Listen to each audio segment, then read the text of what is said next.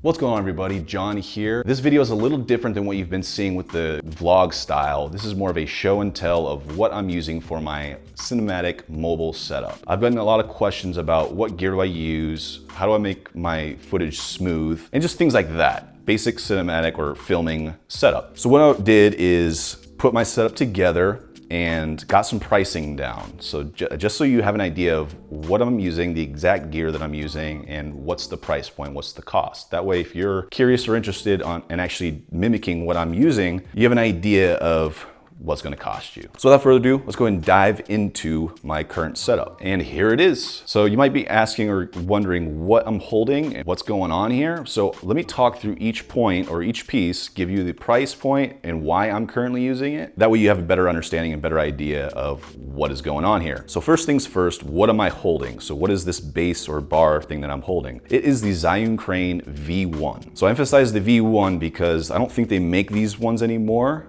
They just by default went to V2 or the version 2, and now they have the Crane 2. So there could be a lot of confusion out there as far as what version or which one to get. So this is the V1. At that time, I got this Christmas time 2016, so just about a year ago. It's just after Thanksgiving 2017. So I've had this for almost a year. It works really great, works really well. It's very smooth, gets nice, clean, balanced footage. I love it. I haven't really had the need yet to upgrade to the V2 or even the Crane 2, but it's there when the time comes. So with that said, this is the Crane V1. It is in the inverted position, so upside down position, and we'll get into that in a little bit of why I currently hold it like this. But on Amazon, I did some pricing for this particular week as Cyber Monday was just a little while ago. So online on Amazon, this is $100 off. So for the V2 version, it's $100 off. It's typically $649. This now is $549, so $550. So it looks like it is on sale, just a heads up there. So moving on down, what the camera is sitting on, it's a quick release plate. And I didn't get the Manfrotto quick release plate. I know that's a really recommended one out there, but it's around $45.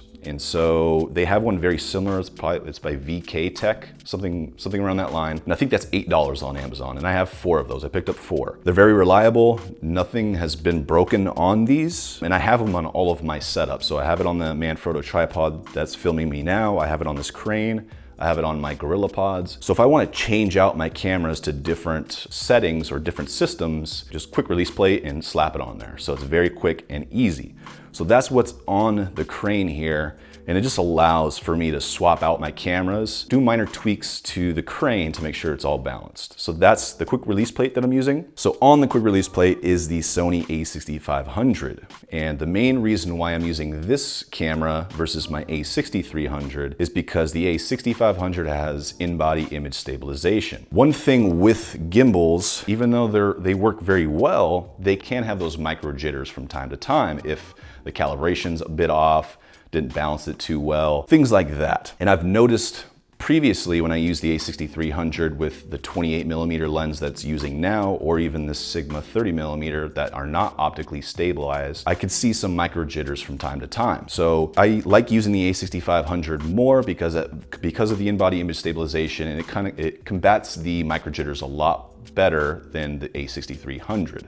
So it's just an extra security blanket for stabilization and smooth footage, which is why I go with this setup currently. So that's the camera. The lens that I'm using that I love is the Sigma 30mm f1.4. Again, it's not optically stabilized. So to have it on the 6500 allows for extra of that stabilization on top of the gimbal. So there's just a lot going on here in regards to just smooth footage. The other reason why I like the Sigma 1.4 is because of the 1.4 aperture. Very great in low light, so from the dark or dim lit room or filming more at the nighttime, the 1.4 is going to shine in regards to getting good footage. I also like the 1.4 because of just the bokeh, the background blur, separating my subject from the background and really isolating the subject. So that's my current setup for camera, my lens, the quick release plate, and the gimbal. Quick price points for each of these items. Like I said before, the gimbal's $550 on Amazon right now.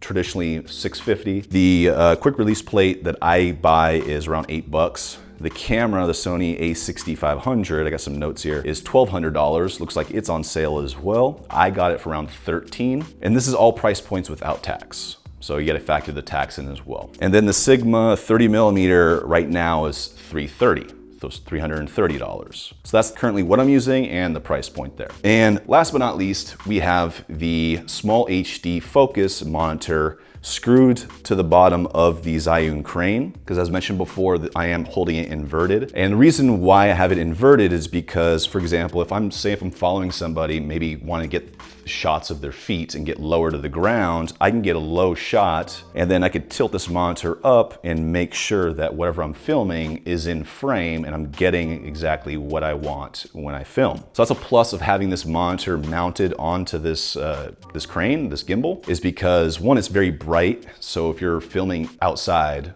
you're gonna be able to see what's in frame, see exposure, all that kind of stuff through the monitor. And it swivels, so now you can get different angles of whatever you're filming. The other good things about this monitor, there's a ton. Definitely YouTube it and get in more in depth of what's in the monitor. But you can get, you know, the cinematic bars to make sure that you're in frame within the cinematic bars. There's false color, there's metering, there's zebras. I even have an SD card with my LUTs loaded on here. So if I want to make sure that my exposure is correct for a particular LUTs that I want to use, that's going to help me here and during the filming process. So when I go to the editing process, that transition and the entire process is going to be a lot easier. So less time spending on color correcting or whatnot. So that is the monitor. And then you obviously have to attach the monitor to the camera. The cables that come with it aren't long enough. So a long time ago, I invested in a micro HDMI cable. I got it at Best Buy for probably around 10 bucks. It's an 8-foot long cable. So obviously 8 feet for this particular setup is way too long. So I just bundled it up or rolled it up and I just attached it with this leather strap deal that I just found somewhere. So that's my current setup.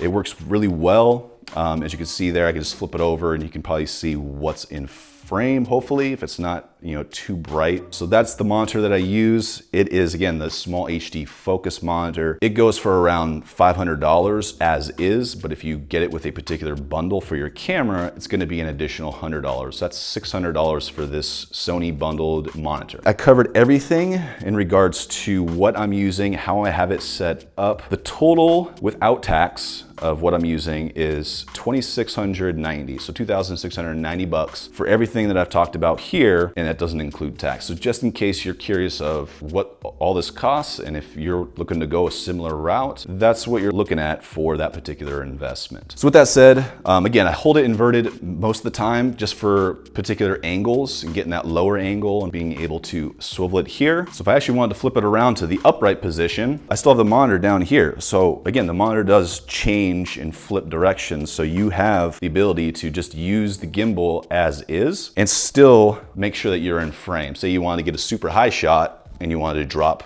you know, angle your monitor here to make sure that you're getting that frame. So this is my current setup. I really enjoy it. I have fun using it. If there's any questions or comments that you have about this particular setup or anything else in regards to what I'm doing or what I use for my cinematography or videography stuff, feel free to leave them in the comment box below. If you like this, hit the thumbs up, subscribe, and we got more content to come later.